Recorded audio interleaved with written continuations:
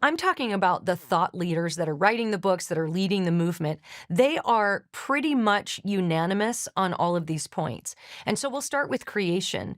The historic view of creation is that God created the universe. He is entirely separate from it. He's not a part of the universe.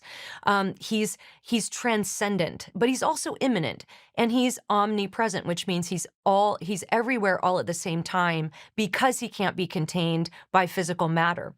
But many, maybe not all, but many progressive Christians hold to a view called panentheism, which teaches that when God created the universe, he poured his spirit into all matter. And so then at in a certain way of understanding it, it's like he filled the universe like a hand fills a glove. And then there becomes a sense in which he's sort of interdependent with the universe. So that would be the more progressive Christian view of creation. Well, then we get to fall. Christians have across East and West, no matter what they end up calling the doctrine, have this understanding that there is an inherent sinfulness in humanity. This is something we inherit from our spiritual parents, our physical and spiritual parents. And so we have this inherent fallenness, this depravity of man, which means we are bent towards sin. We know how to sin. When we come out of the womb, we know how to lie, cheat, steal, put ourselves first. In fact, every parent knows this. You've probably had to teach your kids to tell the truth, to share their toys, to put others first, to not steal and not lie and all of those things. And that's because we have this inherent sinfulness.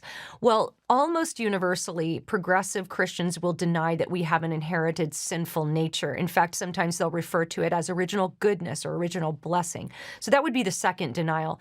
Now, in my research, I have not found progressive Christians to deny that sin exists. They will acknowledge that humans sin, but what they'll deny is that sin would separate us from God. So when you're looking to spot progressive Christianity, just look for this type of language, any kind of language that would say, you might sin, but you don't have an inherited sin nature. You were made good and beautiful. You just need to realize that. You need to realize that you're not separated from God, that you just need to realize that you are inherently united with God. That would be the type of language that progressive Christians would use in regard to the gospel.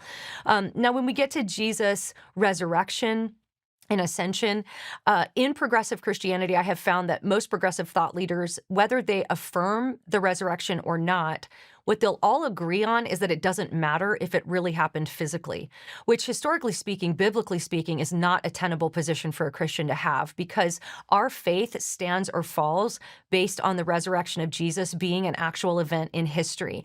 The Apostle Paul said in 1 Corinthians 15 that if Christ has not been raised, your faith is in vain and you're still in your sins. So the Christianity as an entire worldview stands or falls based on the resurrection of Jesus actually happening. We can't just agree to disagree about the resurrection. And often the way you'll hear that phrased in progressive Christianity is they might say something along the lines of, the resurrection of Jesus doesn't have to be literal or historical in order for it to be meaningful. And they'll draw meaning out of it, but it doesn't have to have actually happened. So that would be maybe the third denial. And then when you have this idea of restoration, the second coming of Christ, if you don't have a physical resurrection, then you don't have a physical second coming. So these things become more like metaphors and lessons, maybe moral tales that we can learn from. But ultimately, when we get to the reality of the last things, when we get to heaven and hell, where there might be various positions among progressive Christians about what heaven might be like, what they're going to be pretty united about is that they will deny that there's a place of punishment in the afterlife called hell. So they might say, yeah, I believe in hell, but it's the experience you have on earth of the negative consequences of your bad choices. That's hell. And there certainly is an element of that that's like a precursor to hell, but hell is a place of punishment in the afterlife.